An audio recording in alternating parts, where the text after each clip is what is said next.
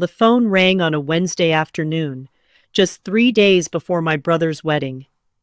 I was in my office, sifting through paperwork, when I saw the unknown number. Normally, I would have ignored it, but something nudged me to pick up. "Hello, this is Marissa, your brother's wedding planner," the voice said. Cheerful, but slightly strained. I smiled, imagining she might be calling with some logistical update. Maybe they needed a final check signed, or there was some last-minute detail she wanted to confirm with me, the financial backer of the whole event. But then her tone shifted. "I'm so sorry to have to call you about this, but I've been informed that your family has decided to cancel your invitation." I froze. "I'm sorry, what?" "You're not on the guest list anymore," she repeated gently, as though softening a blow. "They've asked me to let you know so there won't be confusion on the day of the event." For a moment, my brain refused to process the words. I'd just wired $65,000 to this woman's business. I had signed off on the venue deposit, the caterer's down payment, even the flowers. I had poured money into my brother's dream day because I wanted him to have everything he and his fiancée imagined, and now I was being told I wasn't welcome. "Marissa," I said slowly, gripping the phone so tightly my knuckles ached, "you do realize I'm the one who gave them the $65,000, right?" There was a pause on the line, followed by a sigh. "Yes.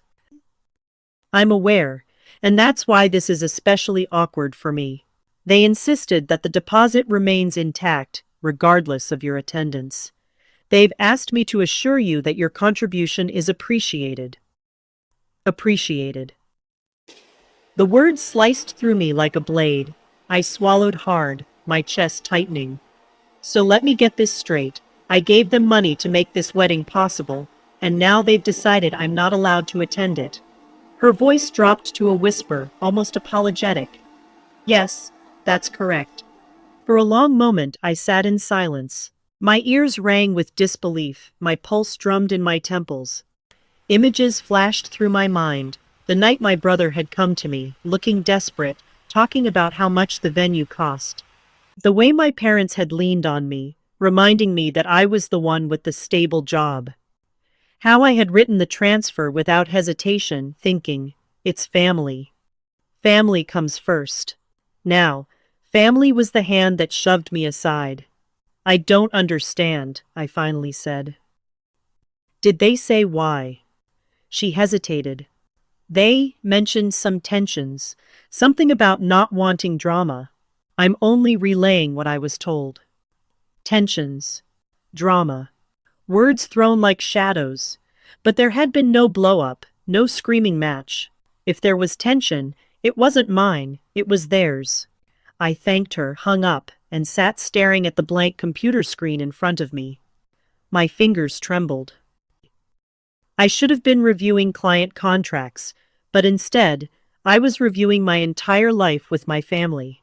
Every birthday party I'd paid for, every emergency bill I'd covered, every moment I had stepped in as the reliable one.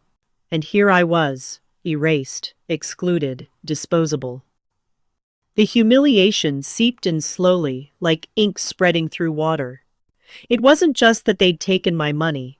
It wasn't just that I'd been uninvited. It was the sheer brazenness of it. They had decided I was good enough to pay, but not good enough to be present. I replayed the call over and over in my head. Each time, anger replaced disbelief.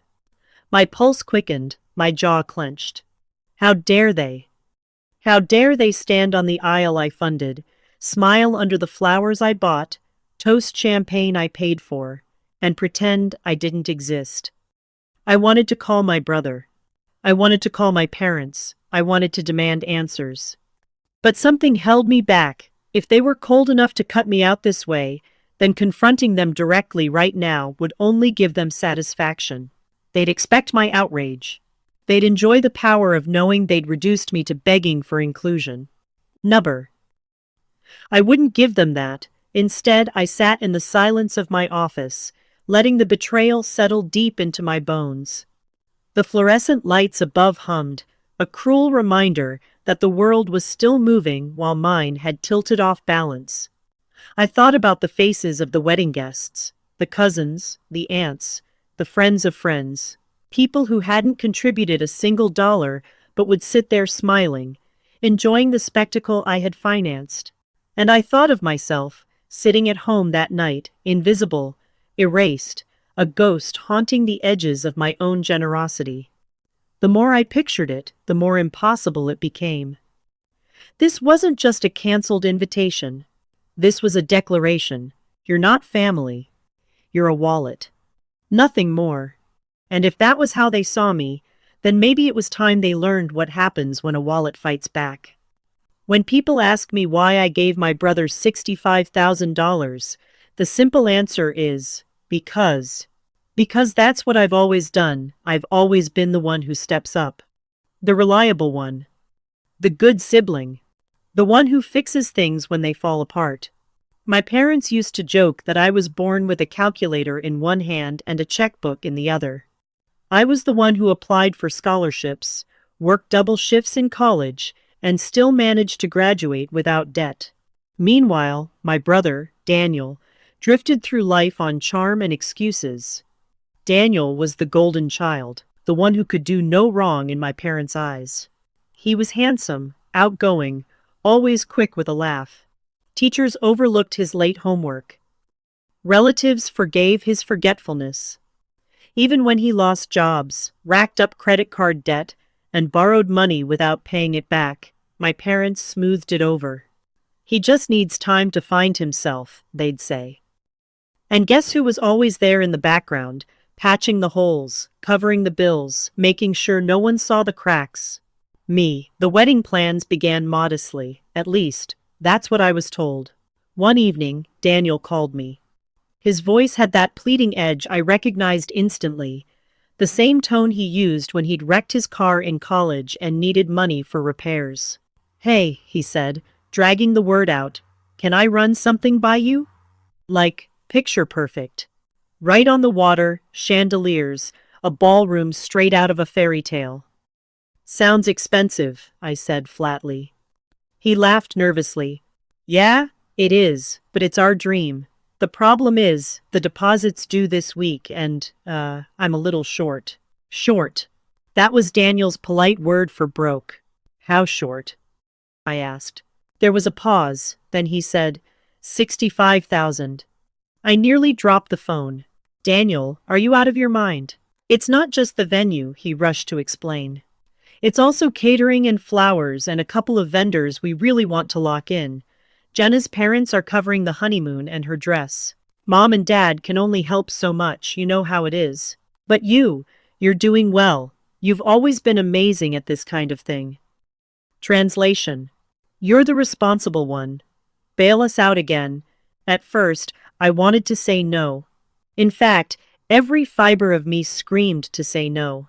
But before I could gather the courage, my parents called. "Sweetheart," my mom said in her syrupy voice, "Daniel told us he spoke to you. You know this wedding is so important to him, to all of us." "Mom, it's $65,000, I protested. "That's not pocket change. You can afford it," she said gently, like it was a compliment. "You're doing so well in your career. You've always been such a blessing to this family. It's just money. You'll make it back. But think about what this will mean to your brother." My dad chimed in then, with his usual logic disguised as guilt. "You're investing in family. That's never wasted." I remember staring at my bank account that night, weighing my options. It wasn't like I was struggling. I'd worked hard, saved wisely, lived within my means. 65,000 wouldn't ruin me. But it wasn't nothing, either.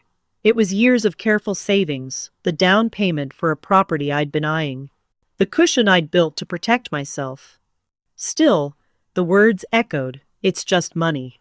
Family comes first, so, against my better judgment, I agreed.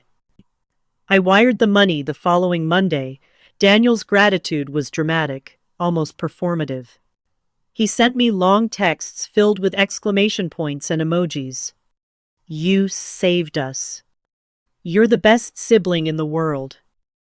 I can't believe how lucky I am to have you. But even as I read his messages, something in me felt hollow. His thanks sounded more like relief than genuine appreciation, as though he'd simply dodged another bullet thanks to me. I told myself not to dwell on it.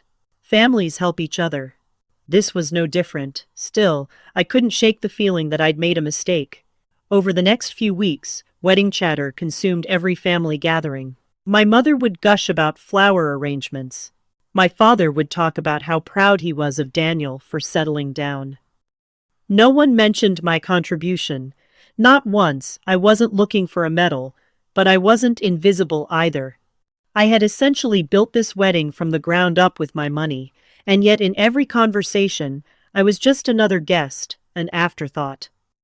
One evening, I caught my aunt whispering to another relative about how generous Jenna's parents had been, covering so many expenses. I wanted to interrupt, to correct her, to tell her that the chandeliers and the ballroom weren't gifts from the bride's family but from me. But I bit my tongue. Let them think what they want, I told myself. The truth doesn't need an audience. But oh, how wrong I was. As the wedding approached, subtle cracks began to show. Jenna seemed less than thrilled whenever I joined wedding planning discussions. Once, when I asked a simple question about seating arrangements, she gave me a tight smile and said, "Don't worry, we've got it under control." Her tone made it clear, stay in your lane. Even Daniel started dodging me. If I brought up financial details, he brushed me off with, "We'll figure it out." If I asked about my role in the ceremony, he'd mumble something vague and change the subject. I told myself they were stressed, caught up in the whirlwind of planning. Weddings make people crazy, right? That's what everyone says. But beneath the excuses, unease was growing. Looking back, I realize I gave them the money not because I believed in their dream wedding, but because I wanted to believe in my family. I wanted to believe that my sacrifices meant something. That being the dependable one had value beyond dollars. That, just once, they'd see me not as the safety net but as someone worthy of standing in the spotlight too. But deep down, I think I already knew the truth. For years, I had been financing the illusion that our family was whole, that Daniel was stable, that everything was fine. And $65,000 was just the latest installment. Only this time, instead of holding us together, the money would be the very thing that tore us apart. I had bought a new suit, scheduled time off, and even planned a small toast I wanted to give at the rehearsal dinner. I imagined myself standing there, glass raised, talking about brotherhood and love and sacrifice. I wanted that moment. Needed it, maybe. It never came. Instead, I got a phone call that rewrote the entire story, and in that moment, everything I thought I knew about family loyalty, about sacrifice, about love, it all shattered. I didn't wait long after the wedding planner's call. My hands still shook as I dialed my brother. He answered on the second ring, cheerful. "Hey, what's up?" I almost laughed. "What was up?" "Everything." "Daniel," I said, struggling to keep my voice steady. "I just got off the phone with Marissa. She said I'm not invited to the wedding. Care to explain?" Silence. Then, the faint sound of him clearing his throat. "Oh, yeah, about that. Oh, yeah, like it was nothing." Like telling your sibling to stay home from the wedding they funded was the same as forgetting to return a borrowed sweater. "Daniel," I pressed, "tell me you didn't agree to this." He sighed, the way he always did when cornered. "It's complicated." "No," I shot back. "It's really not. I gave you $65,000 for this wedding, and now you're telling me I'm not even welcome." "You're making it sound worse than it is," he said quickly. "It's not like that." I nearly dropped the phone. "Then what is it like, Daniel? Enlighten me." He lowered his voice, as if someone might overhear. "Look, Jenna's been stressed. She thinks your presence might cause tension. She doesn't want drama on the big day." "Tension?" My voice cracked with disbelief. "What tension?" I've done nothing but support you two.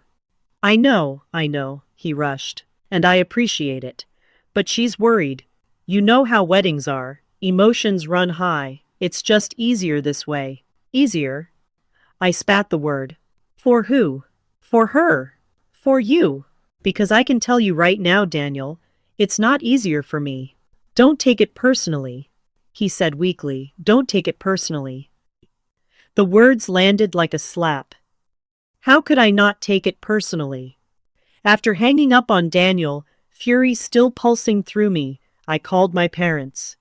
My mother answered, her voice warm, as if nothing was wrong. Sweetheart, she greeted me. Why did you cancel my invitation? I demanded. Her tone faltered. Oh, Daniel spoke to you. Yes, I snapped. He said it was Jenna's idea, and you went along with it? Now don't get upset, she cooed. This wedding is about Daniel and Jenna. We just want everything to go smoothly. You know how strong personalities can be. Sometimes it's better to keep the peace. Keep the peace, I repeated, by cutting out the person who paid for the peace. Don't be dramatic, my father's voice cut in from the background. This isn't about money, I laughed bitterly. It's exactly about money. Without me, there wouldn't be a wedding. And you're telling me I'm the problem. My mother sighed. Honey, we love you. But sometimes love means making sacrifices. I nearly screamed. I already made the sacrifice. $65,000 of sacrifice. They didn't answer. Over the next few days, the conversations repeated like a broken record. You're overreacting. It's just one day. My mother, don't ruin this for him. You know how important appearances are. My father, it's not about exclusion. It's about harmony. Every call, every message, twisted the knife deeper. They painted me as unreasonable, selfish, dramatic, when I was the one who had made everything possible. At night, I'd lie awake, replaying their words. Maybe I was overreacting. Maybe I was being dramatic. Maybe this was my fault somehow. But each morning, when I saw the receipt for that $65,000 one evening, out of desperation, I called my cousin Melissa. She was invited to the wedding. I don't understand, I told her. Why am I being singled out? Melissa hesitated. Honestly, people have been whispering that you're intense, that you might overshadow Daniel. Overshadow? I laughed in disbelief. I haven't said a word. I've done nothing but help. I know, she said softly. But that's not how they're spinning it. They're saying you always take control, always make things about you. I nearly choked. Make things about me? I didn't even tell anyone I paid for this wedding. That you'd make the day about yourself. That it's better you're not there. I hung up the phone shaking. Not only had they stolen my money and my place at the wedding, they were rewriting the story to make me the villain. 2 days before the ceremony, I received a group text from my family. It was full of smiling emojis, hearts, and exclamation points. A photo of Daniel and Jenna grinning at the rehearsal dinner. No mention of me, no apology, no acknowledgement, just silence. I stared at the photo, bile rising in my throat. Everyone looked so happy, so carefree, while I sat on the outside, invisible, and that's when the realization hit me like a hammer. They weren't just excluding me. They were erasing me. By the time the rehearsal dinner ended, I couldn't take it anymore. I dialed Daniel again. Do you even realize what you're doing? I demanded. He sighed. Can we not do this right now? Yes, we can, because if you think I'm just going to sit at home while strangers eat food I paid for and dance under lights I bought, you've lost your mind. Please, he whispered, his voice tense. Don't make a scene. Don't embarrass me. That was it. The final straw, embarrass him. As if I was the shameful one, as if I was the burden, I hung up the phone, shaking from head to toe. My heart pounded in my chest. My breath came in short, sharp bursts. I wanted to scream, to throw something, to burn the whole charade to the ground. But beneath the rage, a new feeling took root, cold. Sharp, unstoppable. I knew then I couldn't let them win. The night before the wedding, I sat alone in my apartment with the lights off, staring at the glow of my phone screen. My family's group chat buzzed with photos. Jenna showing off her rehearsal dress, Daniel laughing with his groomsmen, relatives smiling over glasses of champagne. I wasn't in a single frame. I wasn't mentioned. It was as if I had been scrubbed from existence. My chest ached, my stomach knotted. I thought back to childhood birthdays when I saved my allowance to buy Daniel gifts, to college years when I slipped him gas money, to all the times I covered bills when he forgot. Every sacrifice stacked up in my memory, forming a tower of loyalty that now toppled in slow motion. This wasn't just betrayal. It was annihilation. I paced my living room, trying to convince myself it didn't matter. It's just one day. One stupid day. You'll survive this, but my own voice mocked me. One day? It wasn't just one day. It was a statement carved into stone. You are good enough to pay, but not good enough to belong. I poured myself a drink, then another, but nothing dulled the ache. I pulled up my bank app, staring at the transfer record. $65,000. My money, my future. Gone. My reflection in the blackened window stared back at me, hollow-eyed. I didn't recognize the person who had let this happen, who had bent so low, given so much, only to be cast aside like trash. What if I had said no? What if I had stood up for myself from the beginning? Would Daniel have found the money elsewhere? Would they have chosen a smaller wedding? Or would they have simply blamed me for ruining it all? The questions clawed at me, each one sharper than the last. But beneath them, a new question rose, the one that silenced all the rest. What if I did something about it? The thought startled me. Until that moment, I had been stuck in the cycle of anger and despair, waiting for them to apologize, to recognize me. But they wouldn't. They had erased me, and they intended to keep it that way. Unless I forced them to see me. I set down my drink and pulled out the receipts I had printed weeks earlier, proof of the wire transfer, copies of contracts I had co-signed with Marissa, the planner. My hands shook as I spread them across the table, cold, hard evidence. This wasn't just emotion anymore. This was fact. A strange calm settled over me as I looked at those papers. For the first time in weeks, I felt control slipping back into my hands. They could lie, twist stories, paint me as dramatic, but they couldn't erase the numbers in black and white. And suddenly, the decision was made. I would not sit at home tomorrow. I would not watch strangers clink glasses under chandeliers I paid for while I sat in silence. I would walk into that wedding, and I would tell the truth. Not in private, where they could dismiss me, twist my words, make me doubt myself. No.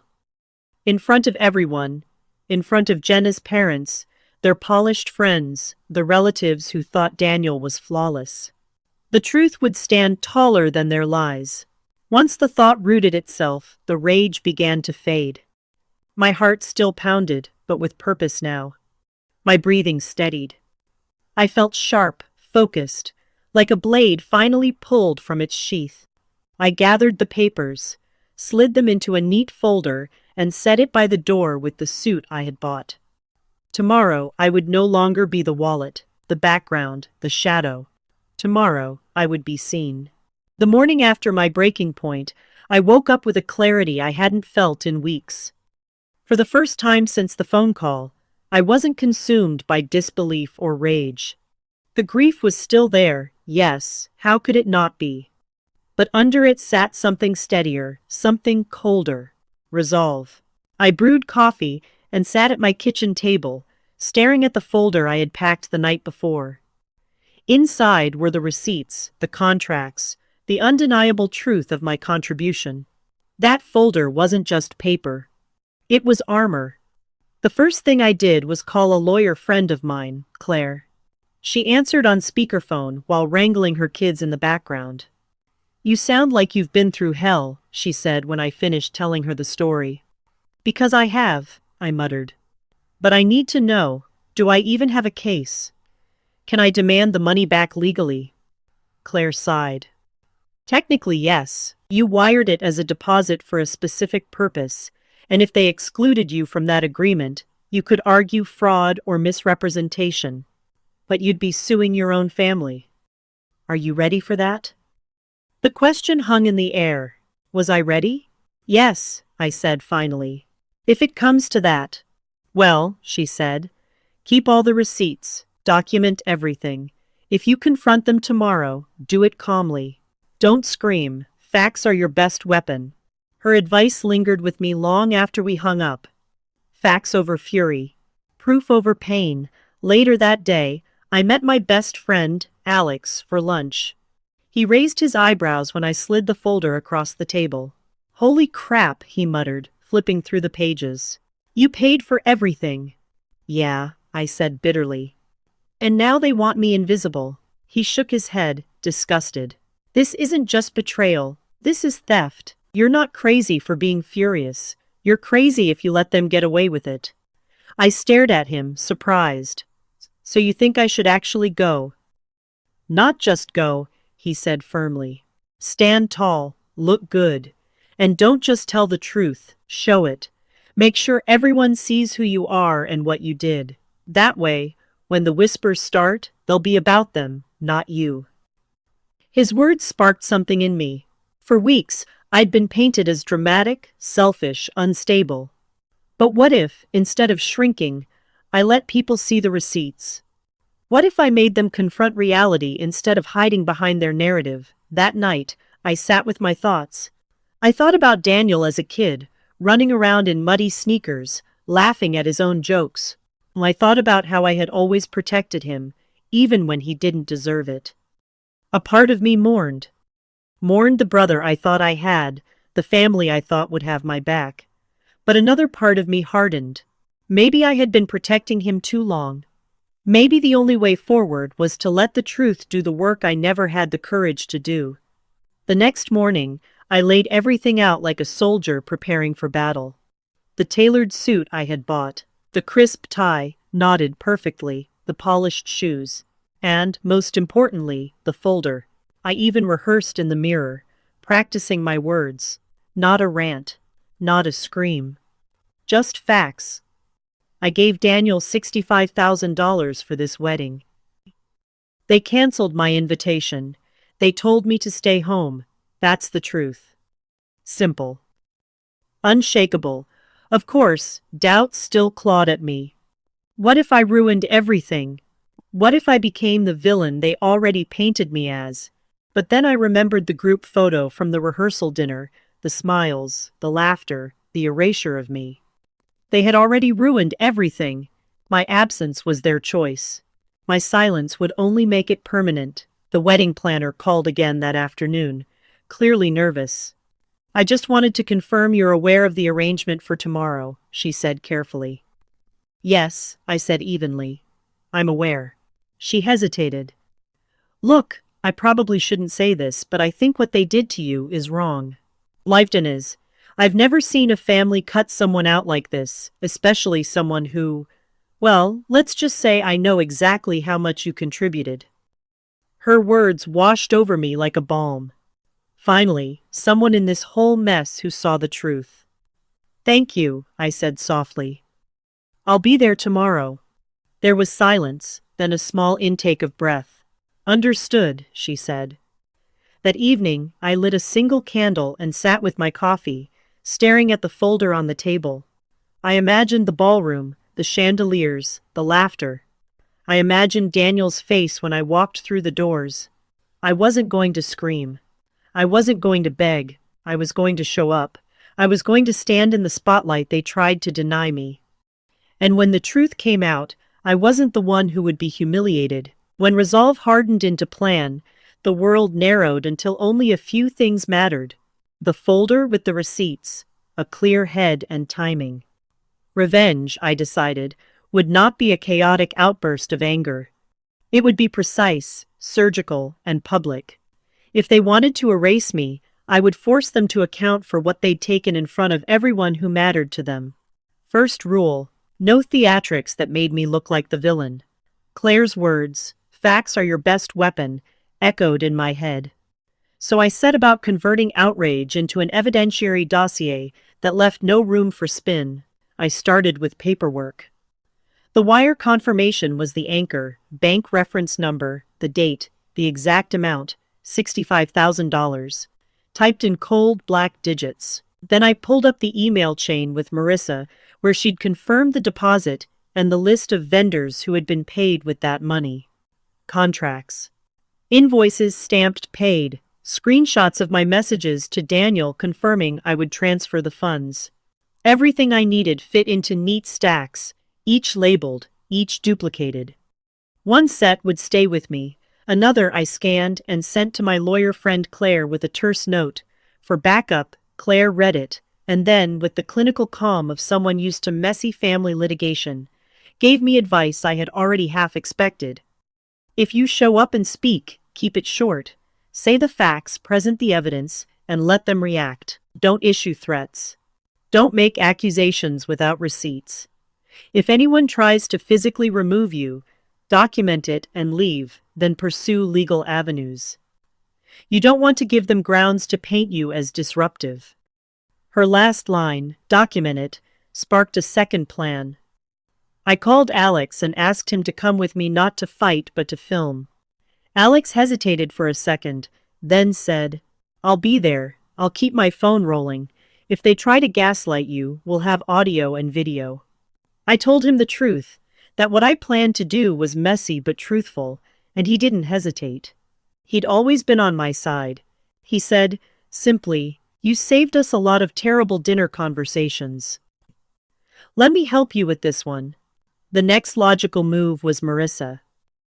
The planner had already betrayed her professional neutrality once by calling to warn me. She was the human hinge between me and the event. I needed to know whether she would help, resist, or collapse under family pressure. I called and left a voicemail, then a text. Can we meet? I have something you should see. It's important. She replied within the hour. Come by at 2. I can't stay long. Be discreet. Discreet. That word meant she was risking something by even meeting me.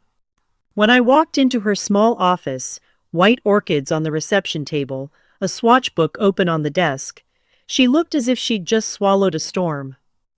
I'm glad you came, she said without preamble. I've been trying to help without getting fired. Don't make a scene, stick to facts. If you need me, look for the bar manager, he's my friend. Then she tapped my folder. I can't do everything, but I can make sure you have a place to speak from. You'll need to be calm. If you raise your voice, they'll pivot. If you read things slowly, receipts, bank confirmations, people will hear the truth.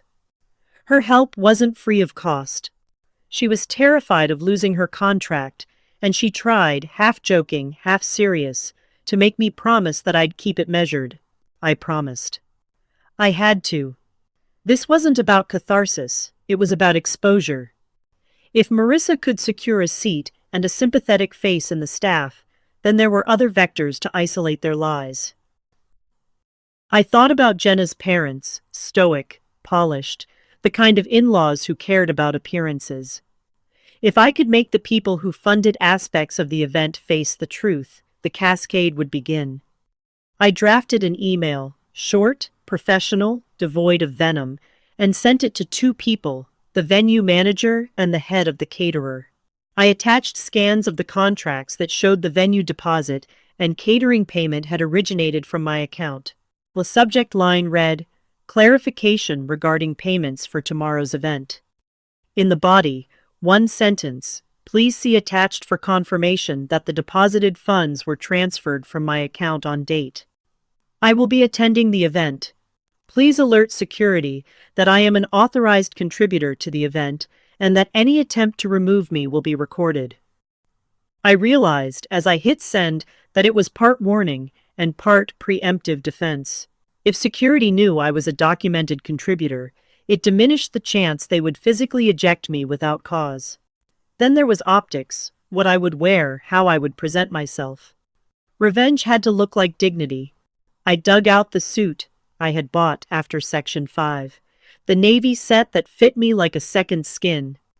It made me look polished and deliberate, not wild. I practiced the cadence of my speech in front of the mirror until it felt like recitation, calm, crisp, unavoidable.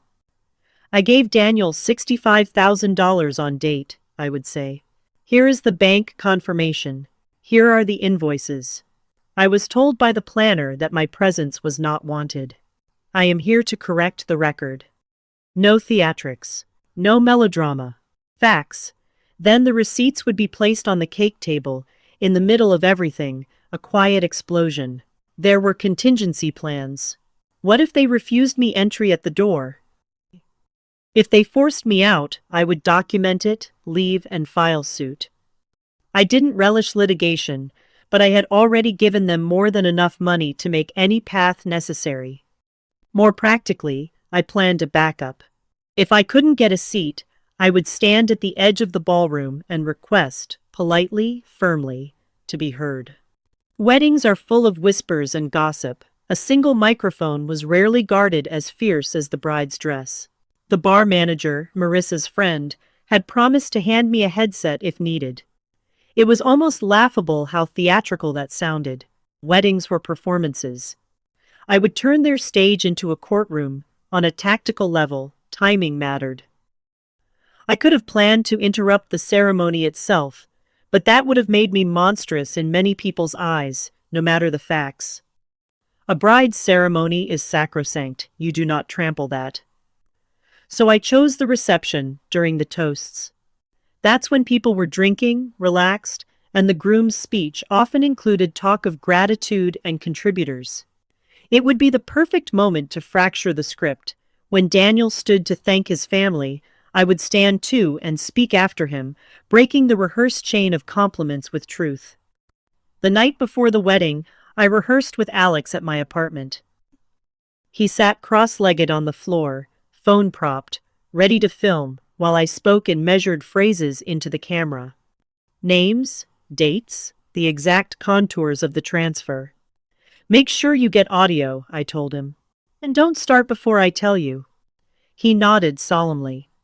If anyone tries to grab you, I'll grab your other arm. Don't let them off the stage. The plan felt bigger than either of us. A moral reckoning stretched across a ballroom. There was also the matter of exit strategy. Expose them, then leave. I had no interest in dragging this out into Bloody Family Soap Opera Part 2.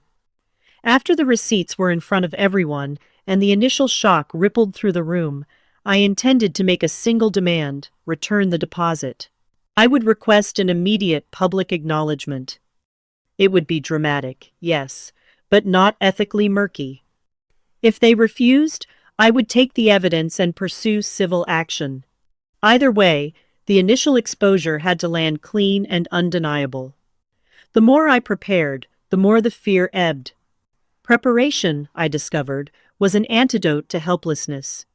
Each stamped invoice, each email sent to a vendor, each rehearsal line memorized stripped away the fog of victimhood and replaced it with focused resolve.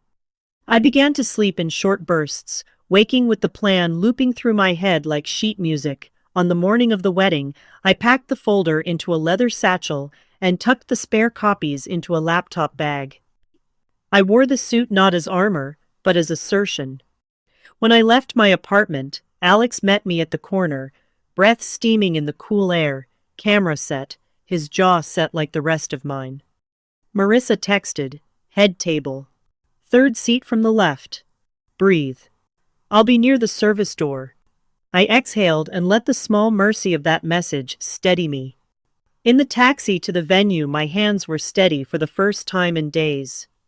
People were alive in the city, coffee cups steaming, a dog walker passing, unaware that beneath their ordinary Sunday was a private storm. To everyone else, it was a wedding morning. To me, it was the day the ledger would be balanced. At the valet, the man glanced at my suit and the name on my invitation, no name, and raised an eyebrow. "You all right, miss?" he asked, hesitantly. I gave him a smile practiced through the mirror. "I'm a contributor. The planner said I'd be seated at the head table." He studied my face and then made a quick call. I felt the seconds lengthen. A young woman in a headset, one of the venue staff, came forward and took my coat, then nodded toward the ballroom. "Right this way," she said, and for a moment, the whole choreographed fiction held. Doors opened, I walked through, and the hum of music and conversation enveloped me. Marissa had not been lying. The third seat from the left at the head table had my name on a small handwritten tag. My heart did a quick, traitorous flip. They would have to see me. They could try to ignore me, but I was there. I slid into the chair between the bar manager, who gave me a near-invisible thumbs up, and a cousin I hadn't seen in months who nodded in recognition. Eyebrows raised as if to say, "Good for you." Everything felt both ordinary and electric. The light refracting from the chandeliers, the smell of white lilies, clinking glasses, a soft saxophone somewhere off stage. Daniel, handsome in a suit I'd helped underwrite, stood to toast. He spoke about childhood, awkward high school dances, the way his mother had cheered him on. There was a warm murmur, the room wrapped in the script of gratitude, and then, when the applause dwindled and he sat, I stood. Not yelling, not collapsing into melodrama, just standing. People turned, surprised. Daniel's face went slack. For the first time that week, he looked unsure. I took the microphone offered by the bar manager, not the main mic, a smaller one, but enough to make voice matter, and said in a voice that was steady but not cold, "Thank you, Daniel. And thank you all for coming. I want to say something brief, and then I'll sit." I gave Daniel $65,000 on date as a deposit for this event. I've brought the confirmation here. I set the folder on the table, and then, at a signal from Alex, slid open the first page and placed the bank confirmation where it caught the light. These are the receipts. These are the invoices. I was told I was not invited to this wedding. I was told to stay home. I'm here to correct the record. Silence thickened like velvet. Chairs creaked. Forks stopped midair. Faces, once joyous, now searched for explanation. Daniel's mouth moved, but no sound came. My parents' smiles were gone, their faces drained of color. Jenna, across the room, had gone pale as linens. The whispering began, soft at first, then bubbling into full conversation as the facts sat in the air like a scent. The next hours unraveled exactly as I had feared and exactly as I had hoped. Confusion, anger, denial. Accusations flew quietly under breath, then louder. Some guests turned away, a few left without a word. The planner approached with a flurry of apologies. She'd tried, she said. But family pressure had been enormous. People I barely knew looked at me with new interest. Several older relatives approached, hands trembling, asking if I was all right. I spoke little after that. I let the receipts do the talking. I let the room digest the numbers until the absurdity of their narrative could not be sustained. By the time I left the ballroom, hands had been offered, some sincere, some tentative. Daniel's face was pale and hollowed, as if the ground beneath him had given way. He didn't follow me out. I had planned for confrontation. I hadn't wanted a war. I left with Alex filming, not to gloat but to have a record. The legal letters would follow, whether or not the money returned. The ledger was corrected in one important way. The truth had been placed where it could be seen. They could try to bury it later, but for the night, under the chandeliers I had paid for, the numbers had their say. On the curb, the city was indifferent. The valet handed me my coat. A neighbor couple walked by, laughing. It could have been any ordinary evening, but inside me something had shifted irrevocably. I had shown up, not to destroy a wedding, but to restore myself. The consequences would unwind in their own time. For now, I had done what I set out to do. I had been seen. The moment I stood with the microphone in hand, the entire ballroom shifted. Music stuttered, laughter thinned, and a silence fell so thick it seemed to swallow the chandelier's glow. All eyes turned toward me. My voice didn't tremble. That surprised me. I thought I'd be shaking, but instead, I felt a clarity that bordered on cold. I gave my brother $65,000 for this wedding, I said, all tied to my payment. And yet, 3 days ago, I received a call from the wedding planner telling me I was no longer invited. I set the papers down on the head table in front of me. My brother's champagne glass wobbled as he tried to hold it steady. At first, there was only silence. Then a low murmur swelled, moving like a wave from table to table. Did she just say 65,000? Someone whispered. Uninvited, another voice gasped. Is that true? A cousin muttered, wide-eyed. Across the room, Jenna's parents stiffened. Her mother leaned toward her father, whispering furiously. Their polished smiles cracked. They had spent the past year boasting about how generous they were in covering costs. Now, the foundation of their story was collapsing. Relatives exchanged glances. Some sympathetic, others scandalized. A few guests looked directly at Daniel, waiting for him to speak. My brother shot to his feet, face flushed. That's not fair, he stammered, voice cracking. This isn't the time or the place. Oh, I think it's exactly the time and place. I cut in, my tone calm. You thanked everyone else, Daniel. Your friends, your in-laws, your co-workers. But you conveniently forgot the person who made all of this possible. Murmurs sharpened into pointed stares. Daniel's eyes darted toward our parents, seeking rescue. We just wanted to keep peace. Peace, I snapped. Peace is not built on lies and exclusion. Peace doesn't erase someone after taking their sacrifice. Gasps scattered through the room. My father tried to step in then, his voice booming. Enough! You're humiliating your brother on his wedding day. I turned to face him fully.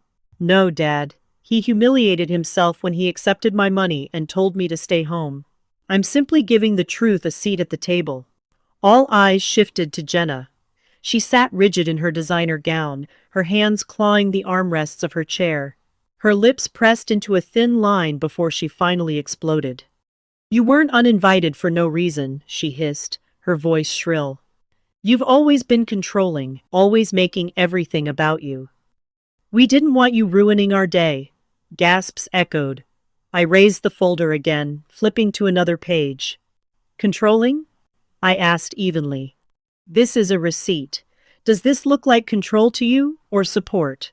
Her face flushed crimson. We didn't ask you to throw it in our faces. No, I said softly, my words slicing through the air. You asked me to pay and then disappear. But I won't.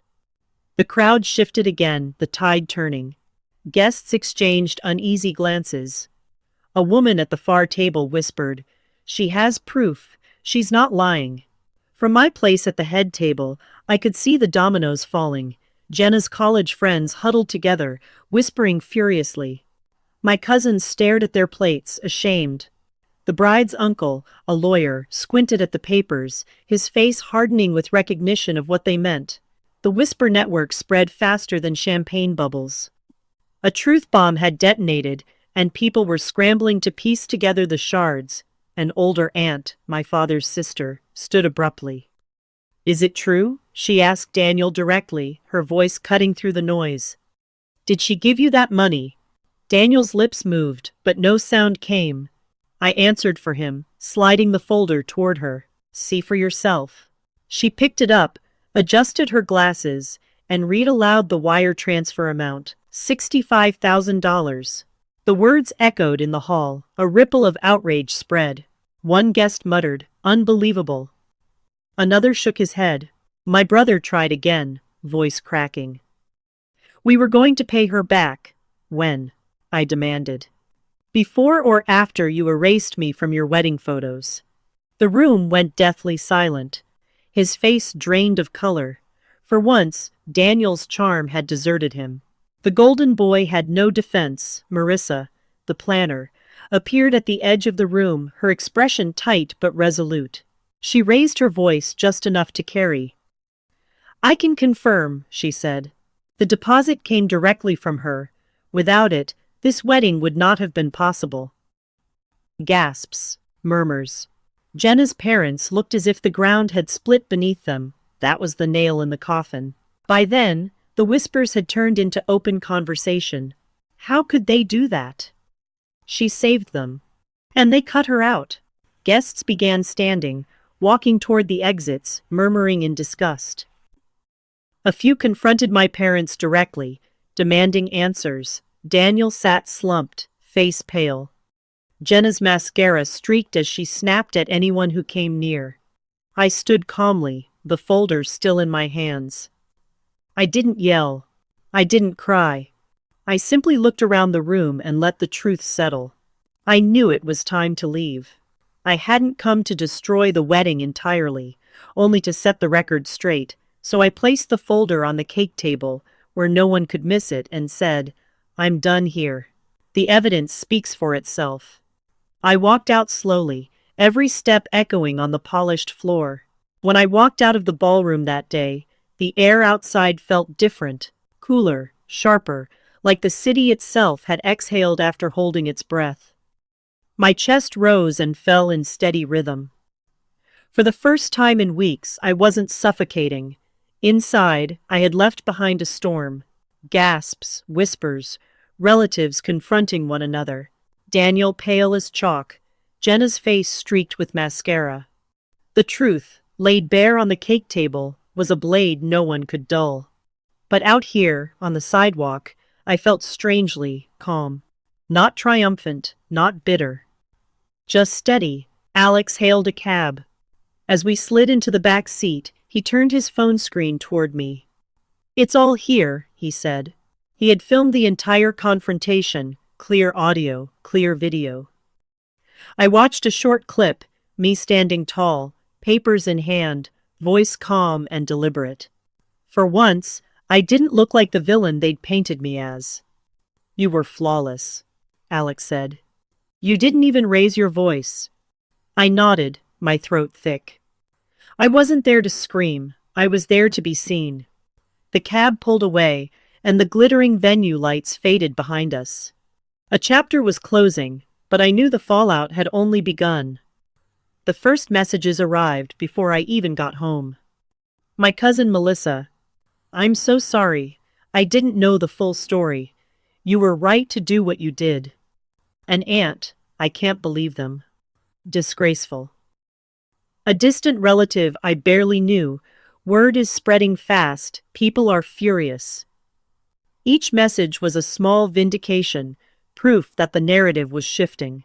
No longer was I the dramatic sibling. Now I was the betrayed one who had dared to speak the truth. But from my parents, nothing, not a call, not a text, not even an attempt at justification. Their silence was louder than any words they could have spoken. I imagined them sitting at home later that night, faces drawn, realizing their social circle was buzzing with scandal.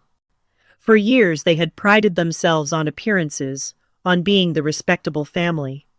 Now their own choices had dragged their name through mud, and yet I doubted they would blame themselves. No, they would likely blame me.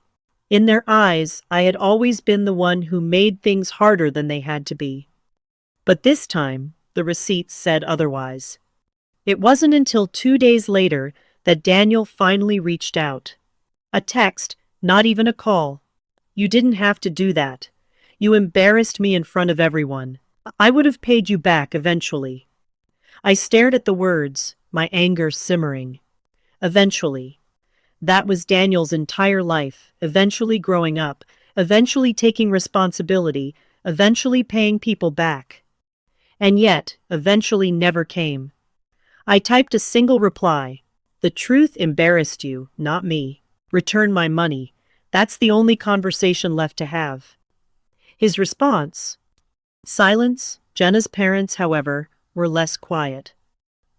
Word reached me through Melissa that they were furious with Daniel and Jenna, not because of what they had done to me, but because of the shame it brought them. Their carefully cultivated reputation had taken a blow, and they weren't about to forgive it easily. Apparently, at the reception, her father had cornered Daniel, demanding answers in front of guests. "You lied to us," he had said. "You let us think we carried this wedding. Meanwhile, your sister was footing the bill. Do you have any idea how that makes us look?" I almost laughed when I heard that. They weren't angry for me, they were angry for themselves.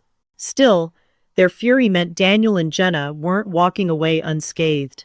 In the days that followed, the story spread faster than wildfire. Relatives called each other, dissecting every detail. Friends of friends repeated the saga over dinner. By the end of the week, I heard from a colleague at work that even they had heard some wild story about a wedding explosion. It was out there now, inescapable. My family's attempt to erase me had backfired spectacularly. Instead of vanishing, I had become the centerpiece of their narrative. And not because I wanted to, but because the truth demanded it. At night, I sat alone with my thoughts. Part of me mourned. I had lost something more permanent than money. I had lost illusions. For years, I clung to the idea that if I just gave enough, sacrificed enough, I would earn a place at the table. That my loyalty would mean something. That my family would one day look at me and see more than a wallet. A week later, an envelope arrived by courier. Inside was a cashier's check for the full $65,000. No note, no apology, just money. I stared at it for a long time, emotions warring inside me. Relief, yes. Vindication. But also hollowness, because in the end it wasn't about the money. The money was just a symbol, the vessel that carried the betrayal. Getting it back didn't erase what had been done, but it did close a door. I thought about that moment in the ballroom often. The way Daniel's face went pale, the way whispers spread like wildfire, the way my parents couldn't meet anyone's eyes. It wasn't revenge that satisfied me most, it was exposure. For once, the truth wasn't hidden behind polite smiles and family excuses. For once, everyone saw what I had lived with for years. And for once, I wasn't the one who carried their shame in silence. The fallout changed everything. Family gatherings became tense, divided. Some relatives distanced themselves, unwilling to choose sides. Others quietly reached out to me, offering support. As for me, I stopped being the family's safety net. I stopped answering calls that began with, "Can you help me with?" I stopped bending until I broke. I had finally drawn a line, and for the first time, I stood on the right side of it. The weeks after the wedding were quiet in a way that felt almost eerie.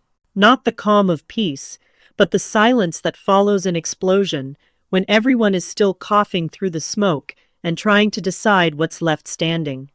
For the first time in my life, I didn't hear from my parents every other day. No calls about errands, no updates about Daniel, no reminders to check in on your brother. The line went dead, and honestly, at first, I reveled in it. The silence wasn't accidental. Word filtered back through cousins and aunts that my parents had declared me toxic. They insisted that I had ruined Daniel's wedding and humiliated the entire family. They didn't mention the money. Of course they didn't.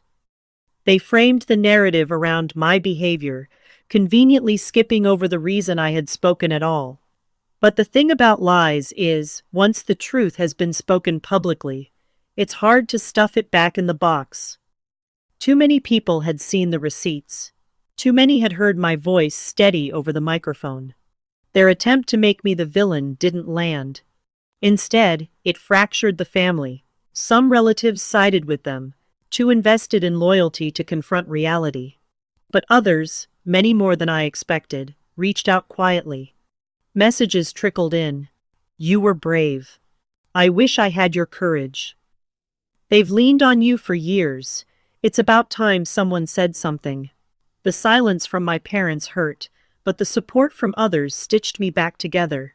Daniel, on the other hand, avoided me completely. No text, no calls, no accidental run-ins. He and Jenna slipped into married life like fugitives, ducking from the fallout.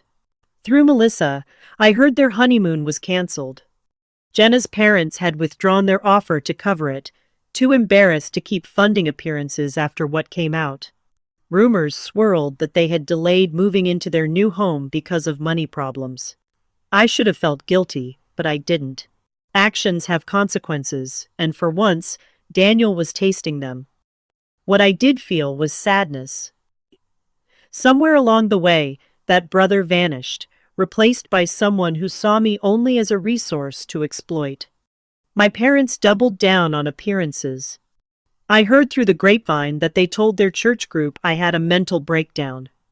They insisted that I had misinterpreted everything and that they were simply trying to protect Daniel's special day. But whispers travel faster than official stories. At every potluck, at every gathering, someone would murmur, "Did you hear about the wedding? Did you see the video?" They couldn't escape it. For once, their obsession with keeping the family respectable was the very thing crumbling around them. And that gave me a strange sense of peace. They wanted me invisible. Instead, they had become the spectacle. The cashier's check sat on my desk for days before I cashed it. I don't know why I hesitated. Maybe part of me wanted to leave it there as a symbol, a reminder of what I'd survived. But eventually, I deposited it. Watching the numbers appear in my account was surreal. The money was back where it belonged, but the damage lingered. It wasn't about the money anymore. It never had been. Cashing it felt less like victory and more like closing a book I didn't want to reread. Even at work, the story followed me. One afternoon, a colleague leaned over and whispered, "Is it true what happened at your brother's wedding?" I froze, unsure how to respond. But then I realized people weren't mocking me. They were impressed. "That took guts," another coworker said. "Most people would have just swallowed it." It was strange, almost disorienting, to see my pain reframed as courage. But slowly, I began to wear it that way too. The real aftermath wasn't external, it was internal. For years, I had been the fixer. The one who gave without limit. The one who bent until I broke. I thought love meant sacrifice, that loyalty meant silence, that being the dependable one meant never demanding anything in return. The wedding changed that. For the first time, I realized love doesn't erase respect. And family, without respect, is nothing more than a chain around your neck. I stopped answering calls that smelled of obligation. I stopped loaning money without boundaries. I stopped being the family ATM, and instead, I started being me. Thanksgiving rolled around 2 months later. Melissa invited me to her house, warning me gently that my parents were furious and would likely host their own gathering without me.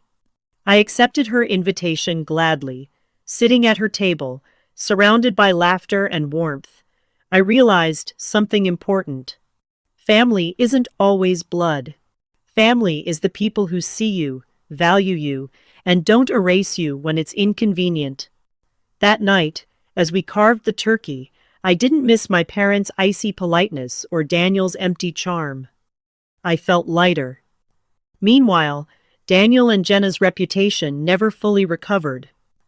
Friends distanced themselves. Jenna's parents, still humiliated, were colder with them.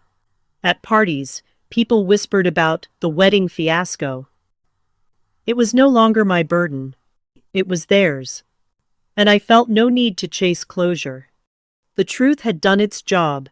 Months later, when I replayed it all in my head, the phone call from Marissa, the confrontation at the wedding, the fallout afterward, I realized something shocking. I wasn't angry anymore. I was free, free from the endless cycle of giving and erasure, free from the illusion that if I sacrificed enough, I'd finally be loved the way I deserved. They had taken my money, tried to take my dignity, tried to erase me. But in the end, I walked away with the one thing they couldn't steal, my truth. And that was worth more than $65,000. By the time spring rolled around, the memory of Daniel's wedding had become less of a wound and more of a scar. The sting was gone, but the mark remained, a permanent reminder etched into the story of my life. When people talked about the wedding, They always lowered their voices, as if discussing a taboo. Some said I was brave. Others whispered that I was ruthless. But no matter what version they chose, one thing was undeniable. No one could pretend I hadn't been erased.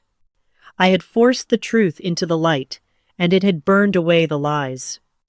My parents never forgave me. They continued hosting dinners and gatherings without inviting me, surrounding themselves with those who still believed, or pretended to believe, their version of events. To them, I would always be the child who destroyed Daniel's wedding. At first, that knowledge hurt. I'd grown up craving their approval, structuring my life around earning their love. But eventually, I realized the truth.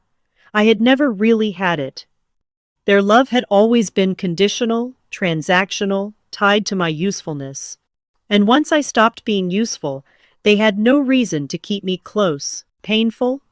Yes, but liberating too. Because it meant I no longer had to keep bending myself into shapes that broke me. Rumors reached me about Daniel and Jenna's life after the wedding. Friends whispered that their marriage was rocky from the start. At parties, people gossiped in hushed tones, and Daniel's once easy charm couldn't shield him from the snickers. I didn't rejoice in their struggles. In fact, I barely cared. For the first time in my life, my brother's chaos wasn't my responsibility. He could sink or swim on his own. That realization was its own kind of healing. Surprisingly, I gained allies I never expected. Aunts and uncles who had once overlooked me now reached out, offering quiet words of respect. "You did what none of us could," one relative admitted. "You stood up to them." It struck me then how many people in my family had felt silenced, how many had swallowed unfairness for the sake of keeping peace. My act of defiance rippled outward, loosening chains I hadn't even known existed. And that was when I understood. Exposing the truth wasn't just about me. It was about breaking a cycle.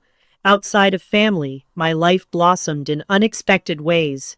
At work, colleagues treated me with a new respect. Word of my confrontation had reached some of them, and instead of ridicule, I found admiration. I sat in a quiet office and unpacked not just the wedding, but a lifetime of family dynamics. How I'd been cast as the responsible one. How love in our home had always been conditional. How guilt had been used as currency. One day, my therapist asked me, "What if you stopped trying to earn their love? What if you accepted that you don't need it to be whole?" The question broke something open in me. For the first time, I realized I wasn't chasing their love anymore. I was building my own. The $65,000 check had long since cleared, but I kept a photocopy of it in my desk drawer. Not as a reminder of the betrayal, but as a symbol. That check represented the moment I stopped being invisible. The moment I said, "No more." Every time I stumbled back into old habits, overextending myself, saying yes when I meant no, I would look at that copy and remind myself, your worth is not tied to what you give. Holidays no longer meant tense dinners or forced smiles. Instead, I spent them with friends who had become chosen family. We cooked meals together, shared laughter, and told the truth, messy, imperfect, unfiltered. For the first time, family felt like a place where I could breathe. It wasn't the family I was born into, but it was the family I chose. And maybe that mattered more. Months later, Daniel finally called. His voice was strained, hesitant. "I don't know how to fix this," he admitted. "You can't," I replied simply. "What's done is done." Silence stretched between us. Finally he whispered, "I'm sorry." The words landed flat. Too little, too late. But I realized something important. I didn't need his apology anymore. "I hope you figure out who you want to be," I told him. "But I can't carry you anymore." And for once, I didn't feel guilty hanging up. The wedding had taken something from me, illusions, naivety, a false sense of family loyalty. But it had also given me something greater, clarity. I had spent my life believing that family was everything, that sacrifice was proof of love. But now I knew better. Family isn't about obligation, it's about respect, and love without respect is just control in disguise. When I looked back, it wasn't the confrontation that defined me, it was the decision to stop being silent. For years, I thought speaking the truth would destroy me. Instead, it set me free. They thought they were uninviting me from a wedding. What they really did was invite me into my own life, a life where I finally stood in the center, not the shadows. And as I stood there, free of their chains, I realized, sometimes the greatest gift betrayal can give you is yourself. People still ask me sometimes if I regret it. If I regret standing up in that ballroom, folder in hand, exposing the truth in front of friends, family, and strangers. And my answer is always the same. No. I don't regret speaking. I regret waiting so long to realize that silence was never going to save me. For years, I believed that if I gave enough, sacrificed enough, bent far enough, my family would love me the way I loved them. I believed loyalty meant erasing myself to make space for them. I believed money could buy me belonging. But belonging built on silence isn't love. It's a transaction. And eventually, the cost becomes too high. $65,000 was the price they thought would keep me quiet.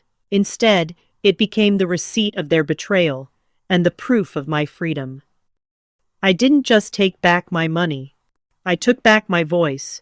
And in the end, that was worth more than any wedding, any reputation, or any family name. Because I finally learned the truth. Sometimes the only way to save yourself is to stop being the one who saves everyone else.